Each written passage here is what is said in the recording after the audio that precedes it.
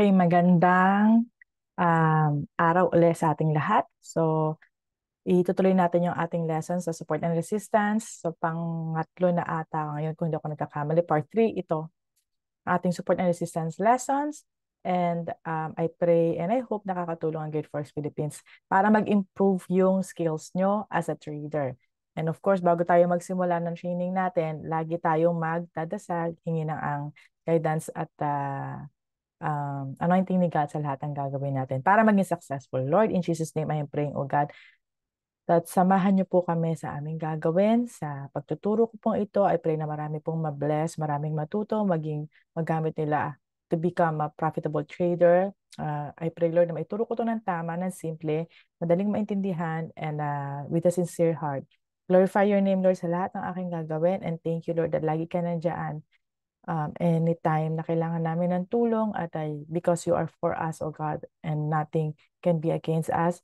Ang gusto mo, Lord, is victory in our lives, and thank you so much, nakakampi ka namin. Kaya niyo po ang buong lesson. This I pray. Expand the territory of Great Forks Philippines. Glorify your name. In Jesus' name, amen. Okay, let's start na po tayo, no? So, mag-share lang po ako ng aking screen. So again, simplified support and resistance. Okay, so ako po si Jenny. And kung hindi niyo po naabutan o hindi niyo pa napapanood yung ating previous lessons sa support and resistance, since pangatlong part na po ito, kung hindi ako nagkakamali, no? Yeah, pangatlo na nga ito. Balikan niyo po yung YouTube channel natin, naka-upload po doon yung ating previous lessons. So every Thursday o every week po meron tayong lesson. So I hope na tuloy-tuloy yung pag-aaral niyo, never give up. Hindi naman natin kailangan ng isang upuan lang ito dahil it's a process. So, kailangan pagdaanan natin yung process. Ang isa sa process is yung pag-aralan. Hindi pwedeng pupunta ka dun sa market. Akala mo lalagay mo yung pera mo tapos mamumunga na siya ng pera. Hindi ganun yun. So, lahat ng bagay sa mundo pinag-aaralan, including trading. So, para kung gusto mong magkaroon ng maraming profit. So, kailangan din marami kang aral, maraming alam to, marami kang experience. So, it's not impossible. It may take time, but it is learnable skill. So, I do hope i-grab nyo itong opportunity na to na merong mga nagtuturo, no, na nag-share ng skills, hindi lang ako, para matuto kayo at hopefully by God's grace, maging part iyon, maging way para mag-improve yung mga buhay ng bawat isa. And hanggang sa pagtanda natin, of course, kaya nga tayo nag-aaral ko paano mag-invest, ay hindi tayo maging pabigat sa ating mga pamilya, no? Okay. Simplified support and resistance. So disclaimer lang po muna, investment involves risk. Lahat nga po ng investment may involve ng risk. Kahit magtatayo ka ng sari-sari store, kahit magtatayo ka ng parlor, magtatayo ka ng salon, ng mga Jollibee, kahit mga Jollibee nagsasara din. So everything that you're going to invest your money into, merong risk yan, including trading. So you should only trade in financial products that you are familiar with and understand the risk associated with them. This video is in no way a financial advice, but for educational purpose only po, no? What works for us may not work for everyone. Always do your research before applying any strategy to your live accounts. We cannot teach everything because we do not know everything, but everything that we know that works for us and that gives us profit, by God's grace, we will share to you, oh God. We will share to you, no? By God's grace, yan. So, lagi kasi nasa bibig natin si God, kaya lahat na lang minsan na uh, nagiging habit na nating banggitin ang pangalan ng Panginoon, which is nice naman. Okay. Bago nga tayo, dahil lagi nasa bibig natin si God, bago tayo mag-start, no, ng ating training, sabi ko nga, lagi tayo nag-aaral. Kung ikaw, no, ikaw na nanonood ngayon, lagi ka nag-aaral, nagbibigay ka ng 30 minutes, 40 minutes, 1 hour, more, minsan more than, to learn trading para malaman kung paano mag-increase yung financial status mo, no, status natin. Mas maganda pag-aralan natin paano may mapabuti yung buhay natin. Of course.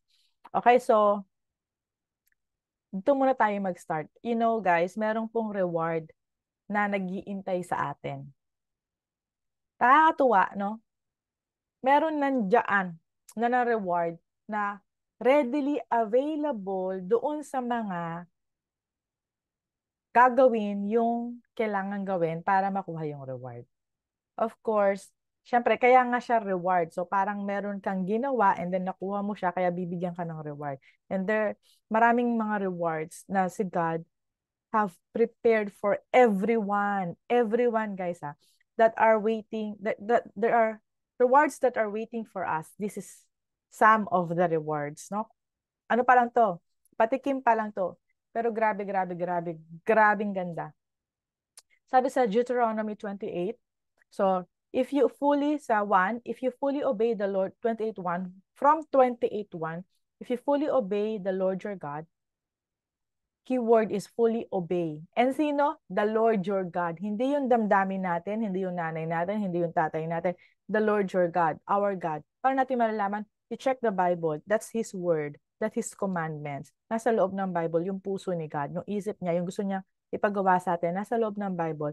Kung susundin daw natin yung nakasulat dun sa Bible na guidance ni God for us to live well, kasi syempre siya ang gumawa ng mundo, so alam niya kung paano, how it works, 'di ba? Syempre siya yung creator nun eh.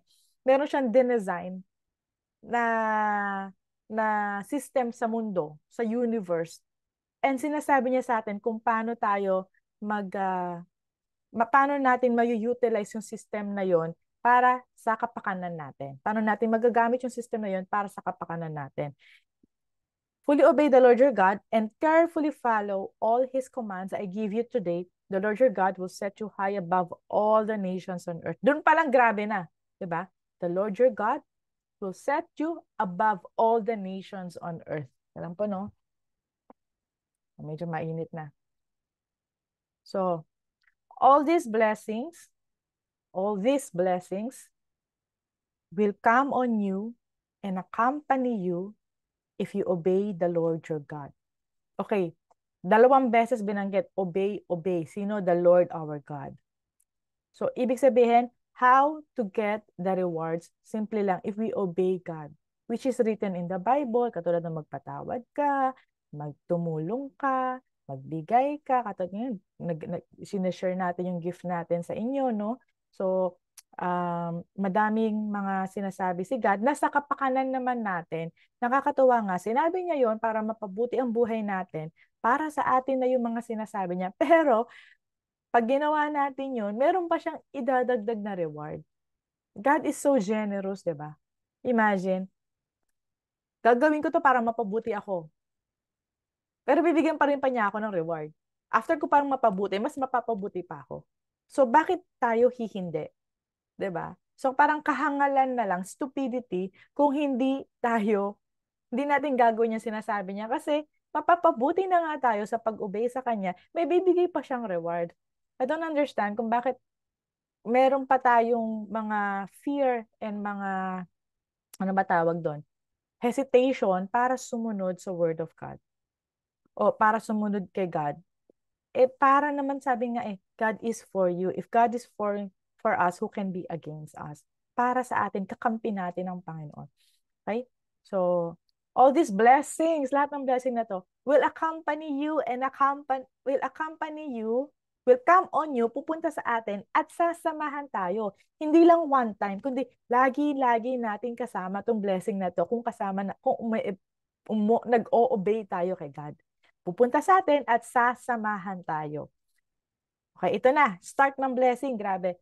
Patikim pa lang to So, at napakadami pang blessing sa Bible. Imagine kung ito nga patikim pa lang, how much more yung grabing nakahandang blessing para sa atin, di ba? Excited ako talaga. Every time pinagpe-pray ko to, Lord, you said this one, you said this one, you said this one. And I receive it, I will see it in my life. Yan. You will be blessed in the city and blessed in the country. You will be blessed in the city and blessed in the country. So you will be blessed. Grabe.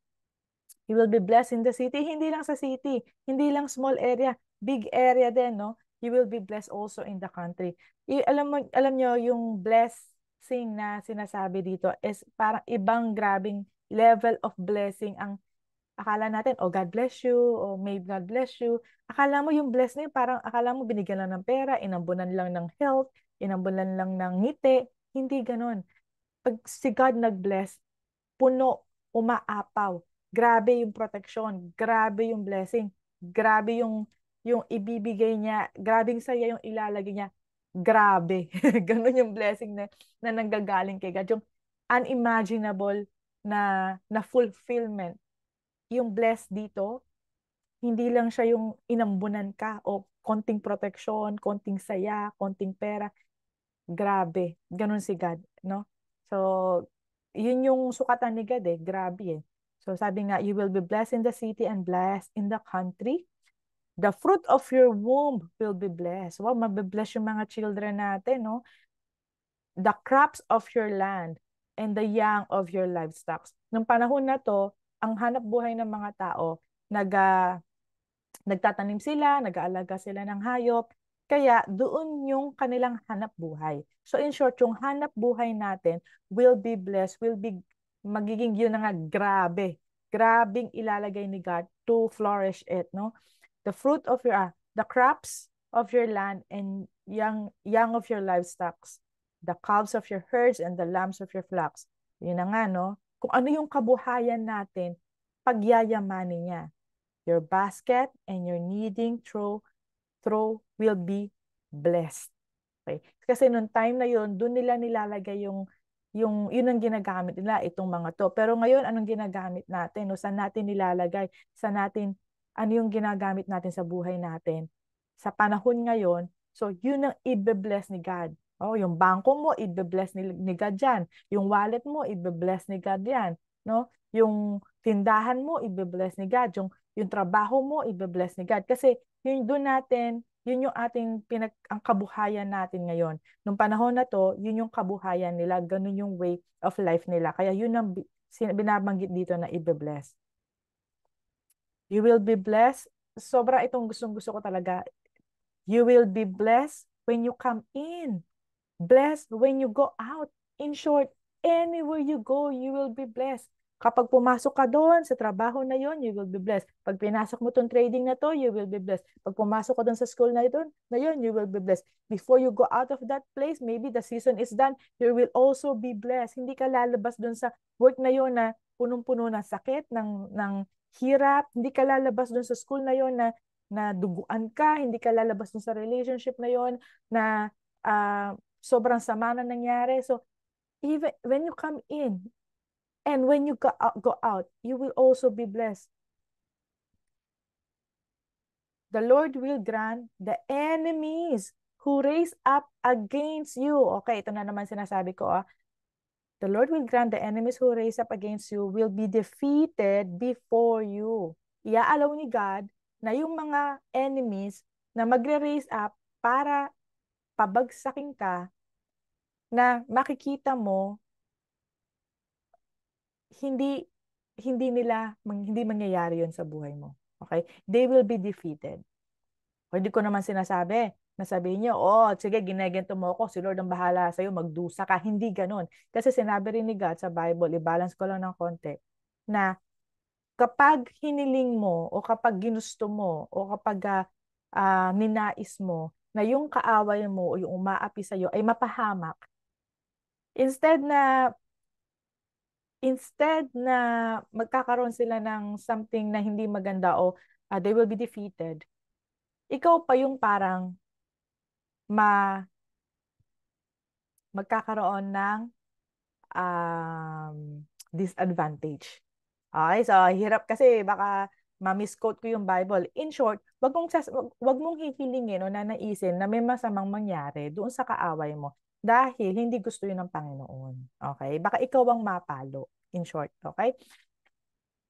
Pero, tinan nyo ha, the Lord will grant the enemies who rise up against you. There's a possibility that there will be enemies, there will be persecution, there will be people, or there will be like forces that will work against your purpose, or na will be there for the sole reason na pabagsakin ka.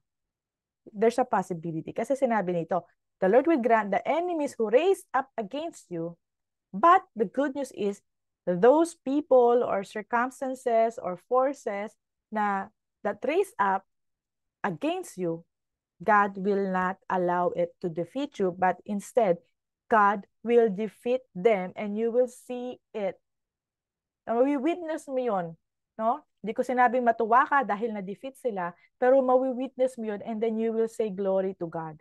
You will praise God for His faithfulness to you, to us. Wow, grabe. Exciting, di ba? Grabe talaga ang Word of God.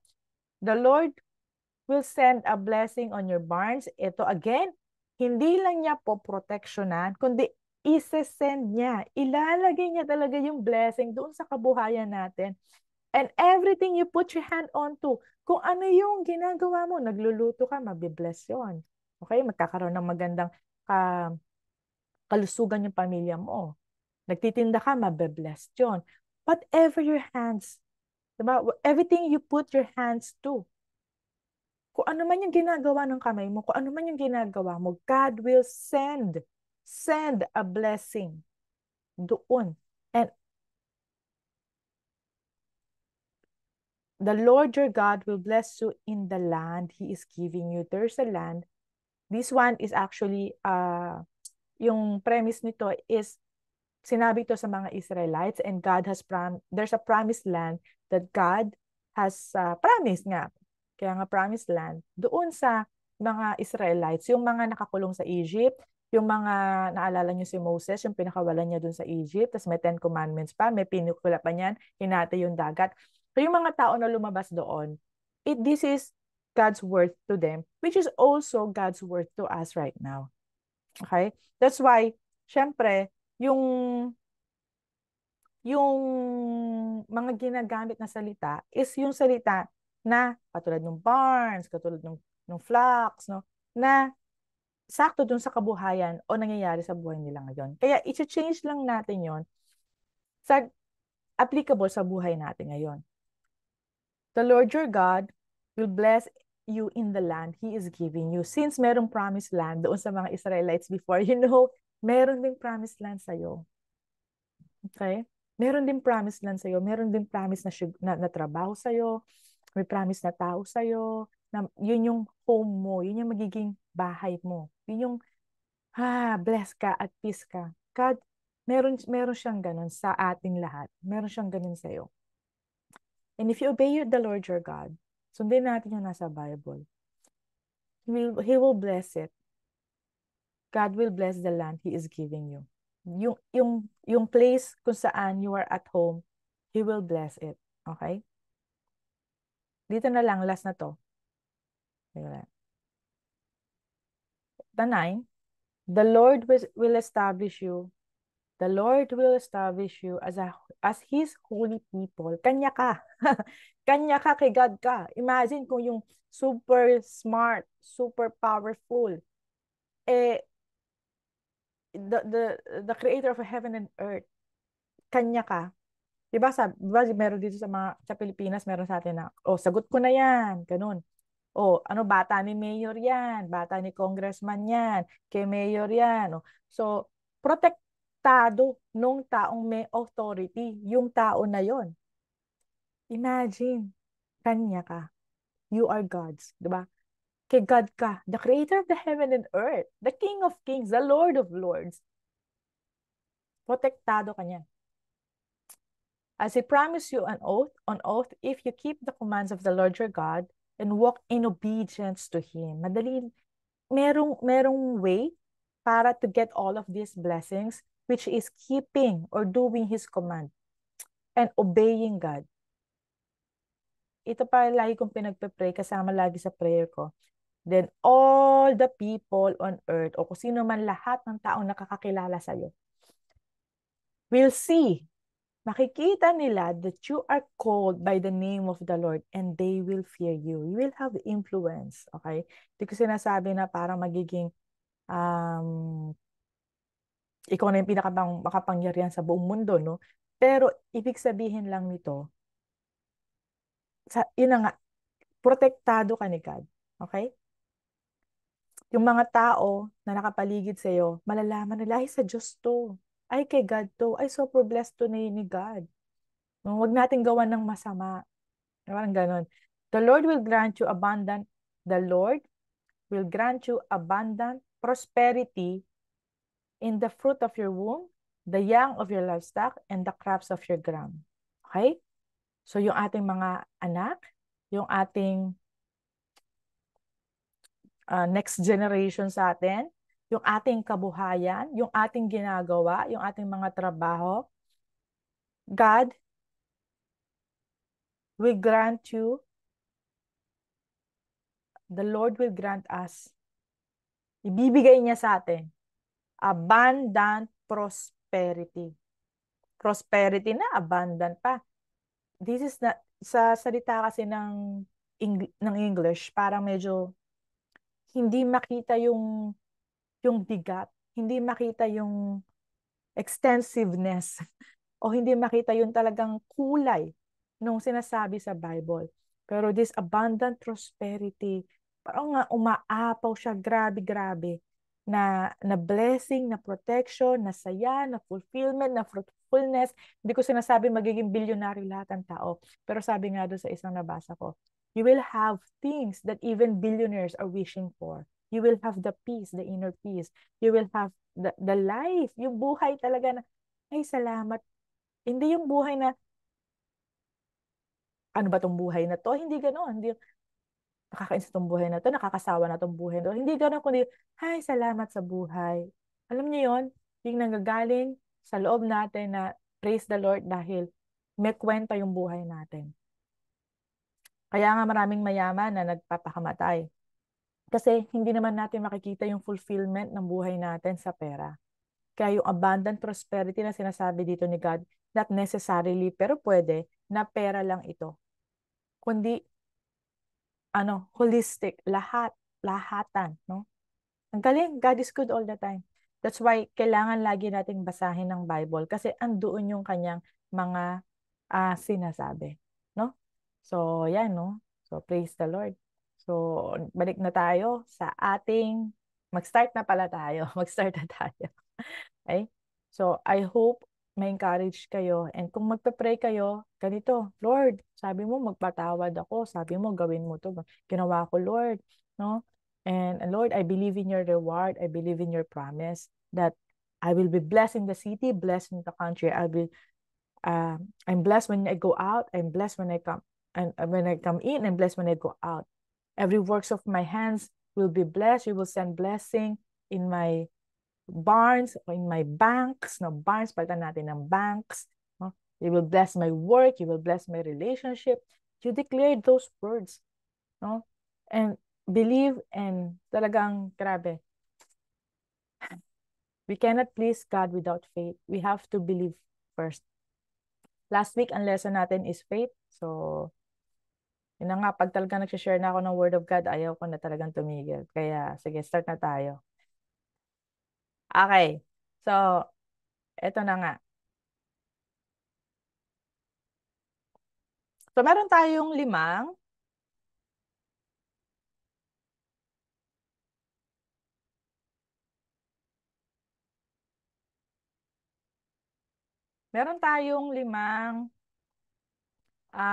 criteria o characteristics of significant or major SNR. Okay? So please, please, please, kung hindi nyo pa nakita o na-check yung ating previous lessons, paki-check para medyo in context kayo, no? So first, tiniscuss natin ito ng mga naunang lesson. It's a support and resistance, broken by momentum candle, multiple bands in action, recently respected or established. And today, we will discuss created as a zone. Ano ba yung created as a zone na yan? Pag sinabi nating zone, area siya. Meron siyang kapal. Meron siyang kapal. Okay? Ang line, of course, one line lang siya, ganyan lang siya. Isang linya lang siya, di ba? Isang ganyan lang siya. Kumbaga, ito yung line, one line. Ito naman yung zone. So, meron siyang kapal. Okay? May area siya. So, yan ang sinasabi natin na created as a zone. Okay? Para mapadali ang buhay natin ng bawat isa, no? Kasi marami nga po talagang nadi-discourage dahil hindi nila mag-gets yung pag-create ng support and resistance. Pero kaya nga, pinarte-parte natin to para maintindihan nyo and hopefully talaga huwag niyong suko ng support and resistance dahil napakagandang ang confluence yan o karagdagan sa inyong plot, okay? Sa trading, sa market, sa chart. So, created by zone, isa dun sa mga checklist.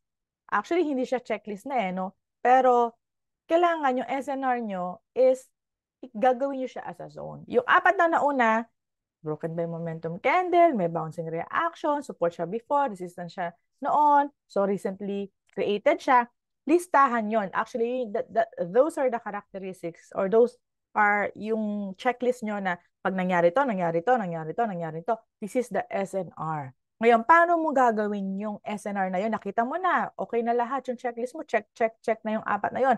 Okay, and then the last is, I should create this or I should plot yung rectangle o yung zone doon sa chart to make it as an SNR and to make it usable sa atin, no? As a trader.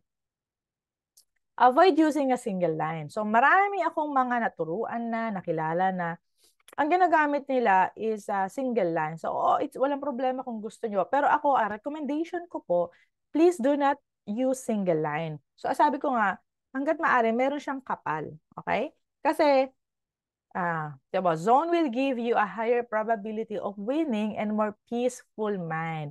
So, ito yun yung peaceful mind. So, please prioritize inner peace. Kasi ganito, kapag isang line lang yung nilagay nyo doon sa SNR, isang line lang, isang wait lang yung nilagay nyo sa SNR, of course, pag na-break siya, may nag-close sa kanyang ganon. Kaya mag-drawing tayo, no? So, halimbawa ito yung SNR mo, gagawin mo lang siya isang line lang. Tapos ito yung mga candle, no? Tapos meron lang siyang nag-break na isang ganun lang. So, iisipin mo, ay, ano na to? Support na to, hindi na to resistance. Magbabay ka na. Pero actually, doon siya nagbabounce, tapos bumaba pa siya uli. Okay? So, kaya nga sabi ko, higher probability of winning and more peaceful mind. You'll get more peace of mind kapag gumamit ka ng zone. Kasi hindi ka na kada break dun sa isang, mas madali kasing ma-break o mas madaling mag-close sa taas ng isang linya kaysa kung gagamit ka ng zone. So, tinan mo, kung gumamit tayo ng zone dito, yung rectangle nga na sinasabi ko, dito siya nag-close yung candle, so wala ka pang gagawin kasi nasa zone siya, and then nakita mo na bumaba siya. So, nagbago ngayon yung decision mo na mag-buy kung one line lang yung ginamit mo versus mag-wait dahil zone ang ginamit mo, and then eventually magse-sell ka. So, nakita nyo, dun pa lang nagpalit na yung decision mo. 'Di ba?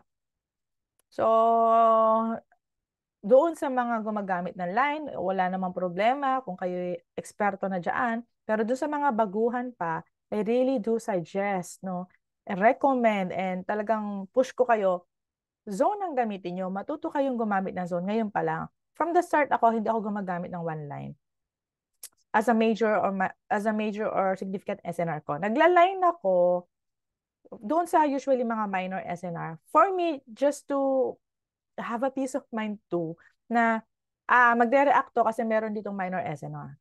Dahil pag sobrang dami naman ng zone, para namang hindi na siya hindi na siya magandang tignan at hindi na nakakalito na siya. And that's the time na gagamit ako ng one line, and eventually naman dinidelete ko yung one line na yun. But I do not use one line or a single line as my major or significant SNR. Okay? Okay. So, next. Meron tayong foam illustration. Okay. So, meron akong gusto ko lang i-explain sa inyo foam, yung parang bed foam, 'di ba? Yung kutsyon. Um, 'Di ba yung kutsyon, ayan. Ito yung sinasabi natin, 'di ba? May kapal siya, may kapal, ganyan siya. Hindi siya one line lang na ganito, 'di ba? So, imagine this is the SNR or this is the zone. Okay? Ang kutsyon po kasi, 'di ba? Kapag meron kang pinindot mo siya, actually meron ako niyan. Ayan. Kapag pinindot mo siya, pinrest mo siya, so bababa lang siya, pero actually hindi naman talaga siya mabubutas. Ganyan lang, parang ganito, 'di ba? So mape-press lang siya, pero hindi siya mabubutas. Unless talagang pupwersahin mo, butasin yung kutsyon. unless talagang, halimbawa, suntukin ni Manny Pacquiao yan, no? So, o kaya gumamit ka ng tool, tapos talagang itodo mo yung hampas hanggang sa mabutas yung zone. So, ibig sabihin, momentum candle. Okay, di ba? So, ibig sabihin, malakas yung puwersa bago mo mabutas yung zone na yan, o yung kutsyon na yan.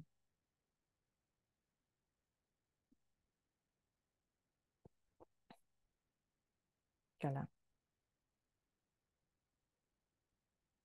So, imagine this kutsyon. Imagine this foam. Okay? Yan na yung phone na yan, di ba? Tapos ito yung halimbawa so support siya kasi nasa baba siya. Ito halimbawa yung mga price o yung candle na trying to go inside o penetrate yung zone natin, no? So, candle natin, ito. So dahil medyo malakas ng konti, medyo nag-dent lang siya dyan o medyo bumaba lang siya ng konti dito. Pero eventually mag-bounce siya pabalik. The same here, dito, dahil mabigat ng konti, medyo nag-dent lang siya o bumaba lang ng konti. But hindi ganun kalakas yung puwersa niya. Hindi siya momentum candle. Okay? So hindi niya ma-break yung level na to o yung foam o yung zone. That is why magbabounce siya. Okay, na-gets nyo? Inihalin tulad natin sa foam. Ngayon, sabi ko nga kanina, kung talagang malakas yan, o talagang halimbawa, dahil support to, may darating na sellers, at kung talagang malakas yung sellers, yung talagang malakas na sellers lang ang makakabasag, penetrate, makakasuntok at makakabutas diyan sa ating foam, sa ating zone. At of course, magkakaroon tayo ng idea, teka lang, nabasag na yung zone. Siguro malakas talaga itong mga sellers today or right now, di ba? Nice ba? So, ganun po ang support and resistance. That is why, sabi ko nga, kung one line lang yan, imagine one line lang to. Okay? Sige. So, imagine, one line lang to, hindi siya foam. Ito na nga yung mga seller at doon siya nag-close. So isipin mo, ay na-break na yung support, magse-sell na ako. So nag-sell ka ngayon kasi na-break na yung support. Pero, tingnan mo dito, hindi naman talaga niya na-break yung zone o yung area, nag-bounce siya pabalik. Nag-sell ka, natalo ka. 'Di ba? Same here, ganun din. Na-break niya yung one line na SNR mo,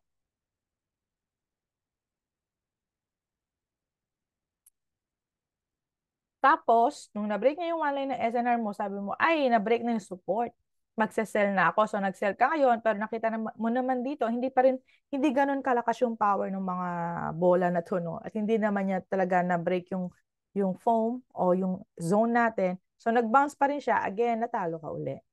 Okay? Kaya nga, mas higher probability ng winning natin kung zone ang gagamitin natin. Kaya nga nire-recommend ko po, especially sa mga beginner, kasi minsan medyo mahirap na mag-switch dahil sanay ka na sa one line na. Pero kahit na siguro sanay ka sa one line, try mo lang. Try mo lang obserbahan mo mga ilang buwan. Gumamit ka naman ng zone ngayon. Tingnan natin kung ano magbabago sa trading, no?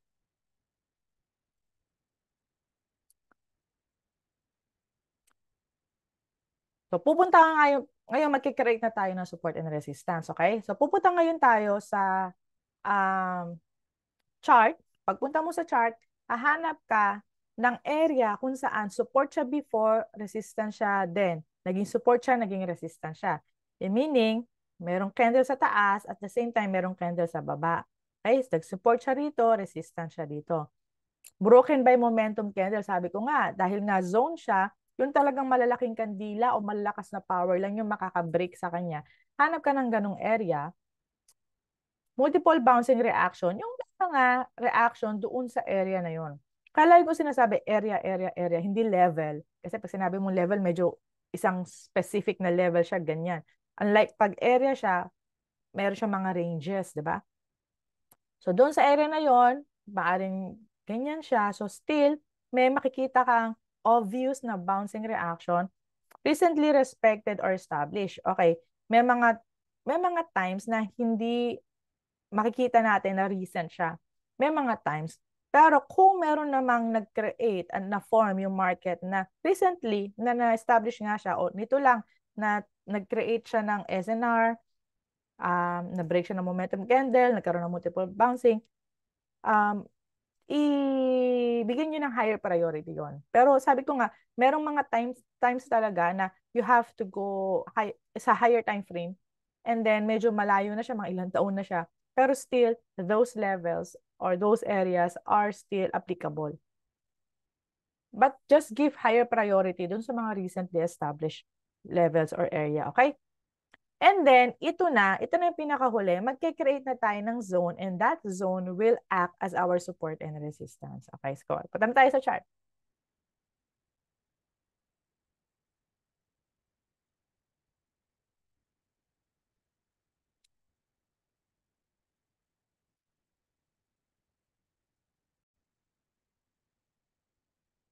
Ito yung ating chart. So, ito yung pinakagalaw ngayon, no? So, recent movement na andito. So, again, ito yung ating mga listahan, checklist. It is a support and a resistance. So, maghahanap ka ng area o level kung saan merong nasa taas at nasa baba.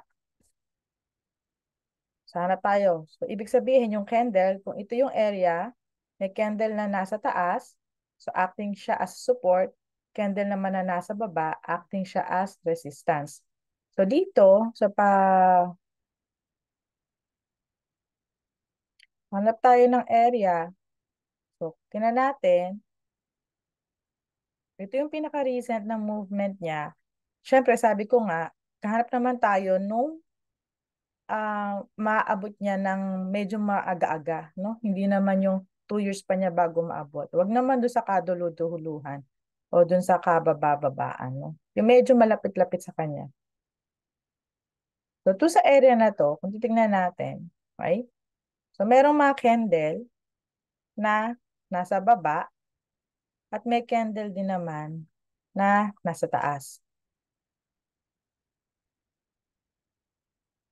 So, yun ang isa nating first checklist natin, no? Itong area na to, okay? May candle na nasa taas at may candle na nasa baba. Next, ang checklist, broken by a momentum candle. Tingnan natin kung itong area na to, merong momentum candle o malaking kandila na present.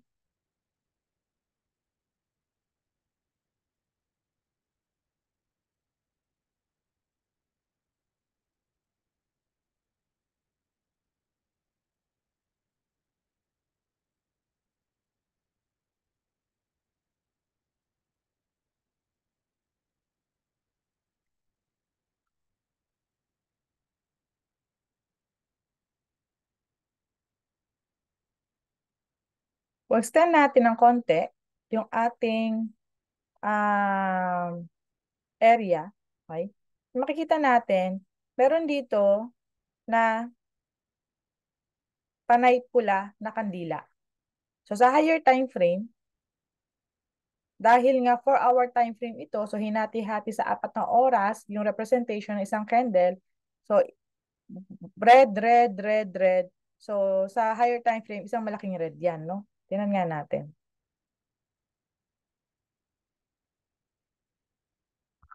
Ayun. So kita natin, meron ditong presence ng momentum candle. Actually, ito ring mga green na to, no? Momentum candle din siya o malalaking mga kandila. Ito ring red na to, momentum candle din sila o malalaking mga kandila. So in short, na-check natin itong number 1, na-check natin itong number 2. Tingnan natin, multiple bouncing reaction. May mga bouncing reaction ba na present dun sa area na pinili natin? Okay? So, baba ulit tayo ng 4-hour time frame.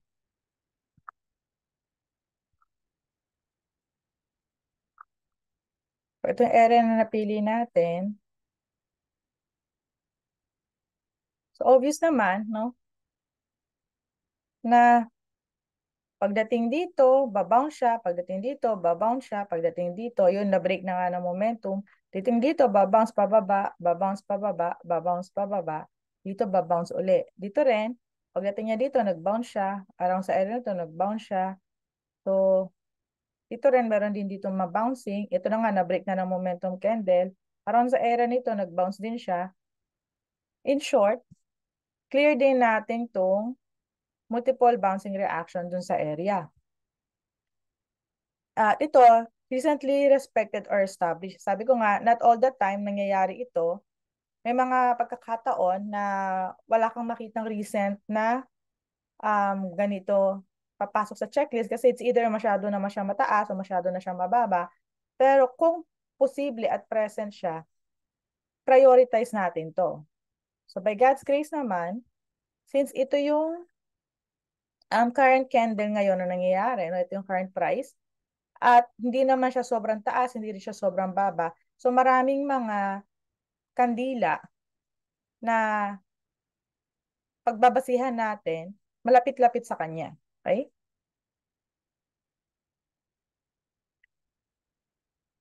So itong area na to is recently established siya dahil nga ito lang naman yung ating current price, no? So recently respected or established. So nakita natin,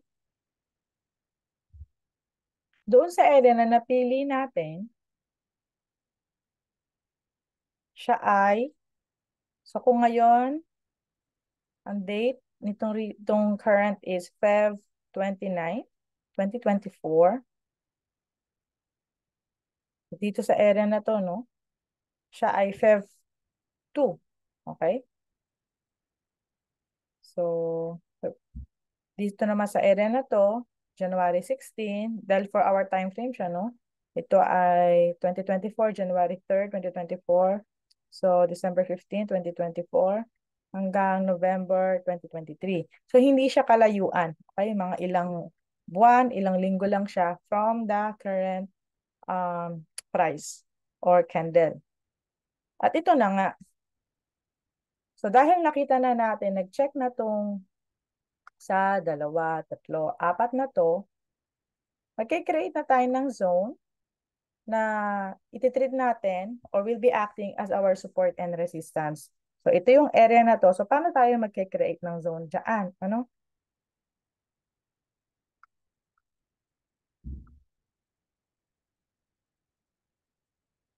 Always na i-measure nyo, always measure yung zone na ginawa nyo. So, example, itong ginawa nating rectangle na to, no? From here to here, siya ay 50 pips. So, actually sa akin, okay lang siya. Pero yung iba, kung gusto nyo pang medyo liitan, maging precise pa ng konti, pwede nyo siya ilagay, iayos ng konti rito, around there. And then naman, since meron, so dito tayo um, nag-base. So around naman dito sa taas. So ito yung sa baba na basis natin. Around naman dito sa taas, meron tayo rito na mga reaction, dito rin. So pwede rin naman tayo dyan mag-base, no? So kung i-move natin to around doon sa reaction dito sa apat na to, so ganito yung makukuha nating zone. Susukatin natin siya from here to here. That's around 40 pips. So as an intraday sa akin, okay lang yung 40 pips, no? And sa SNR na yan, kung magse-sell ka, ilalagay mo ang stop loss mo sa taas nun. So siguro around here. And kung nakasell ka niya, no? Kung magbabay ka naman, yung stop loss mo naman sa baba noon, siguro around here. Ganun, no? So kung magbabay ka, kakaroon ka ng stop loss around here. And then kung magse-sell ka, stop loss ang pinag-usapan natin dito, no? Hindi yung risk and reward. Kung magse-sell ka, kakaroon ka ng stop loss around here siguro. So, ganyan yung kalalabasan dito. Yung stop loss mo pag nakabay ka, around there, and around here naman yung stop loss mo pag nakasell ka. Okay?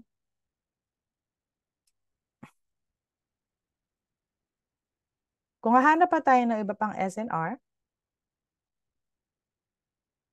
okay, kung nakikita natin, meron din dito na bouncing and sudden na paglayo, no?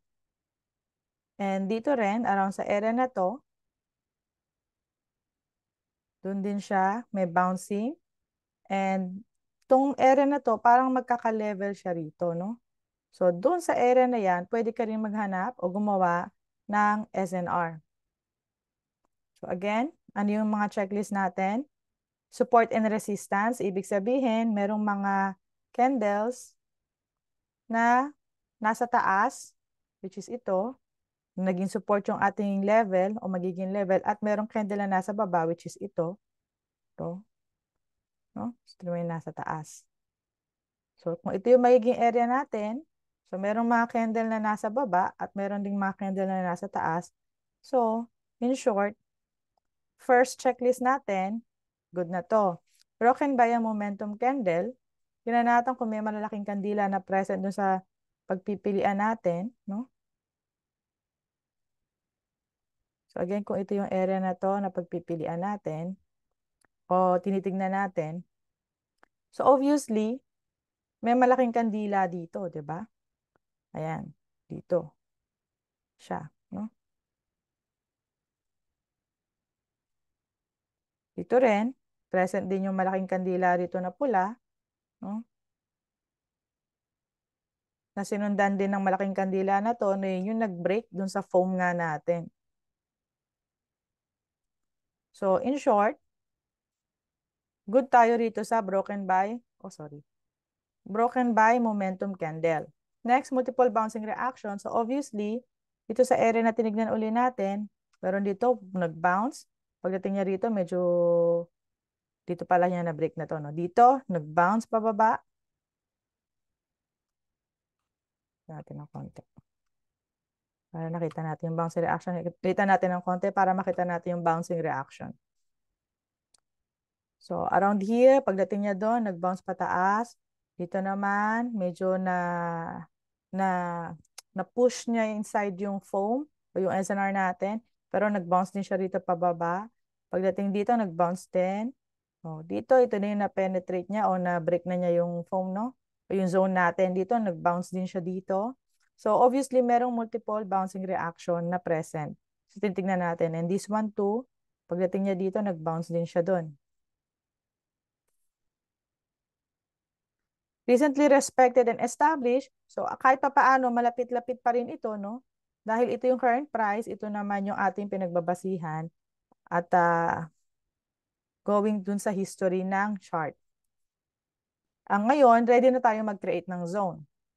So, to create a zone dito sa area na to, susukatin natin. So, that's around 94, 98 pips. Of course, mas ma-i-improve pa natin siya, no?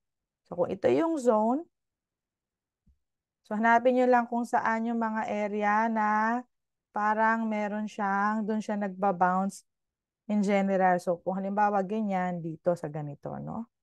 So, kung halimbawa dito, so around sa area na to.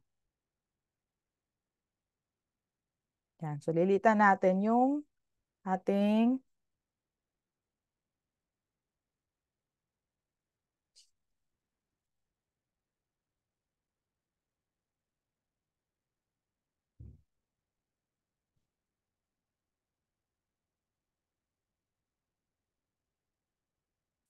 nalindol po. Nasa Japan po kasi ako kaya laging lumilindol dito. No? Medyo umalog yung camera natin. So this is around 57 pips. Kung okay, 50 pips. Kung okay na sa inyo yan, di pwede nyo nang gamitin ng ganito.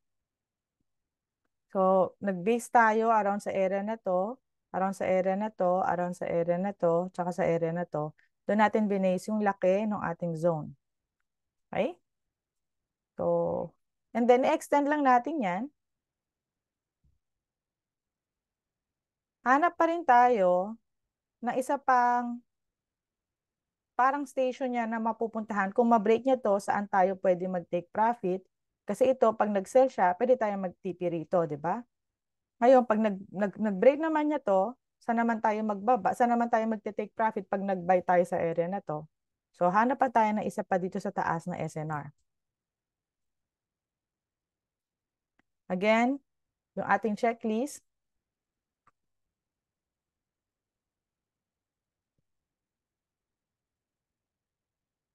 support and resistance. So, hanap tayo nung area.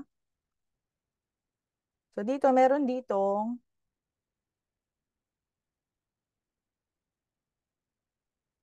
so around here, 140 pips siya. No? So kung merong 50 to 100 pips kang take profit, pwede na siyang makukuha mo na siya, no? So around dito yung area na yan. So meron ditong bouncing reaction, nasa baba siya. Hanap naman tayo kung pwede rin siya nasa taas. So dito rin nasa baba. So makita natin dito, tingnan natin sa history, kung sa area na to,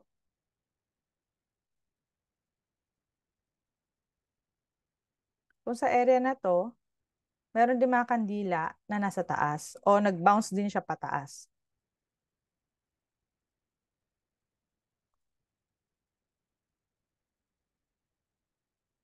Okay. So actually, dito nga sa area na to, no, merong mga kandila na nag-bounce siya dito, nag-bounce siya pataas, pagdating niya doon, umakyat siya, pagdating niya doon, umakyat siya. The same here, pagdating niya doon, umakyat, pagdating nag-bounce, umakyat. O pwede natin i-consider itong area na to, support and resistance. It was a support and also it was a resistance. Broken by momentum candle. Tingnan natin kung may malalaking kandila na present. Okay, obviously, itong kandila na to, isa momentum candle na na-break niya yung itong dilaw na ginawa natin, no? Yung area na titignan natin. Multiple bouncing reaction, pinakita ko na kanina, and recently respected or established. So, malapit-lapit naman siya dahil ito yung ating current price. So, ito yung current price natin ngayon at dito siya. So, recently respected naman siya. So, actually, January, mga around January 12 siya, no? And so, ready na tayong mag-create ng zone dahil naka-check na lahat ng checklist natin.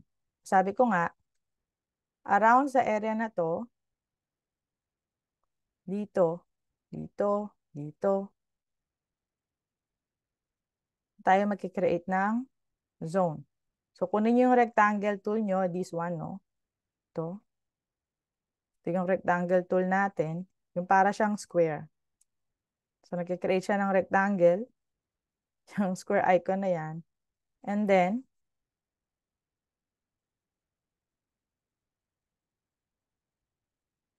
extend lang natin hanggang makita natin yung mga reaction sa taas.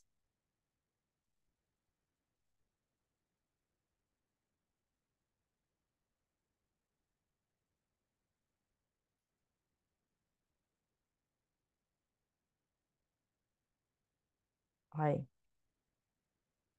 So, sinukat ko, di ba, mula sa current hanggang doon sa pagkabado, mga around 127 pips hanggang dito sa dilaw.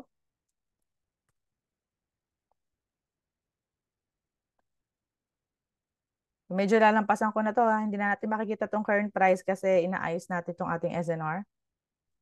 So, around sa area na to, doon natin lalagay yung lower boundary ng ating SNR o yung pinakababa niya, no? Itas pa natin.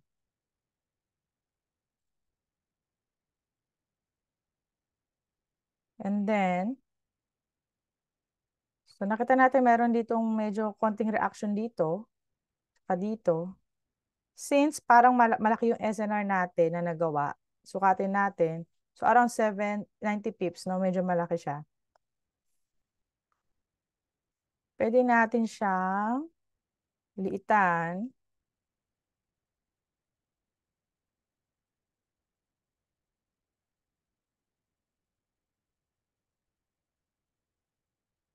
Layo na nito, no? Nasa baba na siya.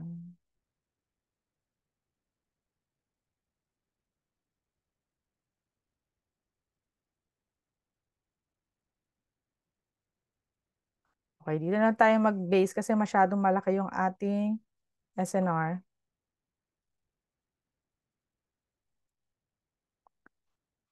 So dito ako nag-base. Dito sa reaction dito, and then sa mga reaction dito, yung pinakataas natin. Sabi ko nga sa inyo, subjective kasi ang SNR, kaya maraming maayaw kasi merong siguristang factor ang mga ibang tao na paano yun, hindi ko alam, tama ba to, sigurado ba? So kasi nga, subjective siya. Kumbaga, pwedeng iba yung makita mo, iba yung makita ko, depende sa mata natin. Kaya nga po, para mapadali ang decision making nyo, gawa kayo ng checklist. Ngayon, huwag nyo na masyadong pakomplikaduhin yung isip nyo, especially pag nagsisimula pa lang kayo. Huwag kayong, the goal is to practice, to be familiar with, ma-master nyo. That's the goal. Hindi maging tama. The goal is not to be right sa start, no? Kasi hindi kayo magiging tama muna. Kasi nga subjective eh. Malalaman nyo lang eventually na natututunan nyo na siya kapag yung current price nagre-react na doon sa ginagawa nyong SNR. So it will take time. It will take like a lot of screen time. Pero that's trading. Kung seryoso ka talagang matutong mag-trade, kailangan pagdaanan natin yung process, no? Learnable siya, magagawa siya, kikita kayo, pero kailangan syempre, mamuhunan tayo ng pag-aaral, no? So, huwag kayong ma-discourage kung minsan medyo sa simula especially, hindi nyo siya makuha. Sabi ko nga, huwag natin pakomplikaduhin yung paggawa ng SNR. Hanapin nyo yung checklist. Kung present yung checklist na to, gawin nyo. And then tingnan nyo kung ano maging reaction ng market. Kapag hindi masyadong nag-react yung market, hindi ibig sabihin mali kayo, pwedeng meron ibang tinitignan na SNR or pwede naman talagang mali kayo. But the goal nga at first is not to be right, okay? But to familiarize doon sa paggawa ng SNR, masanay kayo, ma-experience nyo, and then eventually magugulat na lang kayo. Magkakaroon kayo ng eureka moment o yung tinatawag nga natin na law of average na there will come a time na alam mo na siya. Hindi mo alam paano mo siya nalaman, pero alam mo na siya, kaka-practice mo. Parang bike lang, pagbabike, di ba? Nagbabike tayo. Basta bike lang tayo ng bike sa simula, nasa semp lang. And then eventually, hindi mo alam, nababalance mo na pala siya. Paano mo siya na-balance, hindi mo rin alam. Pero hindi ka lang kasi nag-stop. Talaga nag-practice ka lang nag-practice hanggang nakuha mo yung balance doon sa bicycle. Same with paggawa ng support and resistance, no? You just the simplest way and the sure way na matuto ng SNR is to always practice it. Okay, this will be our SNR. So kung magte-trade ka from here to here, meron kang around 65 pips. So kung meron kang 20 to 50 pips na gustong makuha, so pasok naman yung 65 mo. Ngayon, so medyo i-flip ko to kasi hindi, wag na nga, baka malito pa kayo. Anyways, kung gusto nyo pang medyo mataas pa yung range nyo, mas malaki pa yung range, pwede kayong humanap again ng area doon naman sa taas, yung ibe-base, dito tsaka dito, no? So, sabi ko nga, kung ano yung target nyo, i-times nyo lang ng times 2 o times 3, tapos doon kayo maglagay ng SNR around sa area na yon. Huwag nyo namang ipipilit. Okay? Pero kung, sabi nga, malapit-lapit sa current price, para at least naman malapit-lapit o mabilis-bilis yung kikitain nyo. Nakapag-trade na kayo agad, no? Another example, last example po natin, ay, yun tayo. Okay, example tong AUD CAD. Nasa 4-hour time frame pa rin tayo. So, ito yung um, current na price.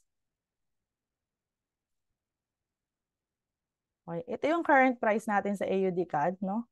So, obvious naman, meron ditong mga reaction sa area na to, may reaction sa area na to, may reaction sa area na to, dito rin. So, pwede tayong gumawa ng SNR around sa area na to. Okay? So, merong mga kandila sa taas, it's sa support. May mga kandila sa baba. And sa area na yon, acting as resistance din siya. Broken by momentum candle and multiple bouncing reaction, nakita na natin. So, recently respected, malapit-lapit siya sa current naman. So, tingnan lang natin yung broken by momentum candle, no? So, nakikita natin dito nga sa area na to, meron ditong malaking red candle. Okay, actually meron din, tingnan natin dito, ditong malaking green candle. So, sa area na to, ang naka-break sa kanya o nakabasag, nakabutas dun sa foam o dun sa zone natin is momentum candle o malalaking kandila. Momentum candle again is characterized by big body or a large body, no? So, ayan, no, malaki yung body ng candle natin, di ba? Sabi yung kanina, yung pula rin. Ayan. So, this one, no? Malaki yung body ng kandila natin. Sa higher time frame, makikita natin, since tuloy-tuloy ang pagbaba yan. So, okay. So, ito, higher time frame, daily, nakita natin talagang momentum candle yung na-create ng tuloy-tuloy na pagbaba ng mga candles sa lower time frame, sa 4-hour time frame. Okay. Balik tayo. So, in short, itong area na to, ang kukunin natin, medyo aayusin lang natin yung level. So, ito yung current price. So, dito sa area na to, may mga bouncing reaction, support and resistance siya, broken by momentum candle, recently established siya. So, hindi naman to panahon pa ni Mahoma, no? So, 2023 lang ito. Okay, sino ba si Mahoma? Naririnig ko kasi sa mga tita ko. Anyways, kung extend pa natin, so makita rin natin, kahit doon sa history ng chart ay respected din siya o sinusunod din siya o meron din mga bouncing reaction, di ba? Kaya huwag na tayong pumunta dyan. Valid naman siya kahit dito lang. Now, ready na tayo mag-create ng zone. Okay? So, sukatin nyo yung ginawa nyong area. So, that's around 70 pips, 78. So, sa akin, as an intraday, medyo malaki sa akin yung 78 pips, no? Sa risk and reward ko. So, medyo aayusin natin yung levels natin. So, meron tayo rito parang same level around here, di ba? Kita niyo yan? Nakikita niyo ba yung nakikita ko? Yan. So, meron tayo rito same level around here. Meron din para ritong level, no? Around here. Ito, di ba? Tapos ito. Tapos ito. Around dyan. So, why not? Doon natin ilagay yung ating SNR. So, dito yung baba. And then dito naman yung sa taas. So, this will be our SNR. Ngayon, sukatin uli natin. From here to here, that's around 25 pips. Oh, medyo maganda siya. Ay, hindi naman kalakihan yung ang zone, pero well respected siya ng mga candle. So, tingnan nyo ha. Pagdating niya dito, bumagsak siya, hindi niya na-break yung zone. Pagdating niya dito, medyo yung foam nadidiinan niya, no? Nape-press niya, pero bumababa kasi hindi siya ganun kalakas. But itong momentum candle na to, talagang na-press niya ng husto hanggang sa eventually na-break na niya. Okay? And then pagdating dito nga, dahil zone siya, foam siya, pagdating dyan, hindi niya pa rin na-break. So, nagbabounce lang siya dyan, parang bola. Dito rin, mag-bounce siya parang bola. And dito, eventually yung momentum candle natin na pinakita ko sa higher time frame, siya na yung naka-break. Pagdating dito, dahil nga respected yung area, bounce siya again parang bola. Bounce siya again dito, hindi pa rin niya na-break. And then, may sudden na ano ba yun? Pag, pag-alis nung price, paghiwalay. Okay, so pakita nyo rito, so, dito rin humiwalay yung price, dito rin humiwalay. May malaking movement, no? Dito rin humiwalay, may malaking movement. Kumbaga, bumagsak o lumipad. Pagdating dito, lumipad. Pagdating dito, lumipad. Pagdating dito, bumagsak. Dito, bumagsak, no? Yung mga candle. Okay. And then, ngayon nga, itong nangyayari ngayon, dito, kaya nag-bounce na naman siya. So, yan ang ating SNR. Now, again, dahil andito yung ating level, pwede tayong gumawa ng isa pa sa taas at isa pa sa baba. Okay, dito pala makikita natin mayroong mga bouncing reaction. Ngayon, tingnan lang natin kung since support siya rito sa pagkakataon na to, kung naging resistant siya before para pumasok siya dun sa checklist natin. Ay, sorry. Okay. So, ito yung level na sinasabi ko kanina. At kung titingnan natin yung history, so support siya dito, nasa taas yung mga kandila. Dito naman, resistance siya, nasa baba yung mga kandila. So doon pa lang, check na yung ating first checklist. It is a support and a resistance. Broken by momentum candle. Okay? So tingin tayo kung may malalaking kandila and obviously nakakita ako ng mga sunod-sunod na pula at green dito, no? So itong kandila na to, sunod-sunod na green to. So sa higher time frame, most probably ay momentum candle siya, no? Kaya tayo ng time frame. Ayun. So ito yung kanina, no, nakita natin malaki yung body. Ito, 'di ba? Malaki yung body natin. Meron dito isang konting red candle, pero eventually ay nakita natin talaga na break siya. Yan. So higher time frame, isang malaking green candle siya. Okay? So nasa weekly na tayo, nabot na tayo ng weekly. Dahil nga, yung representation sa lower candle is nahati siya ng 4 hour o daily, pero nakita natin tuloy-tuloy yung pag-akyat ng candle. So of course, asahan natin na sa higher time frame, momentum candle siya. So walang consolidation na nangyari in short.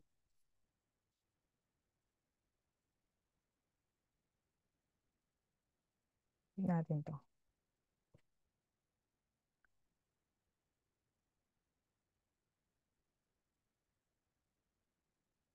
Maganda yung level, no?